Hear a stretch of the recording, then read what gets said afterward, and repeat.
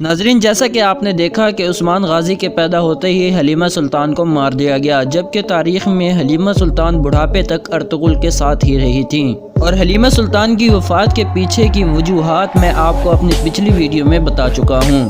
اب یہاں پر سوال یہ پیدا ہوتا ہے کہ کیا ارطغرل اب دوسری شادی کرے گا یا نہیں، کیونکہ عثمان ابھی تک بہت چھوٹا ہے۔ اس بارے میں آج ہم آپ کو اپنی مکمل معلومات سے آگاہ کریں گے۔ ویڈیو شروع کرنے سے پہلے ویڈیو کو لائک کریں اور چینل کو سبسکرائب کرنا مت بھولیں۔ اصل دوستو، ارطغرل غازی ڈرامے کے ڈائریکٹر محمد بزدار جب اس کی تاریخ لکھنے بیٹھے تھے تو وہ صرف 18 صفحات لکھ پائے تھے، اور ڈرامے کو طویل کرنے کے لیے انہوں نے ڈرامے میں ایسے کردار شامل کیے جو ہمیں تاریخ میں سننے کو نہیں ملتے، اور انہی کرداروں میں سے ایک کردار البلگائے خاتون کا تھا۔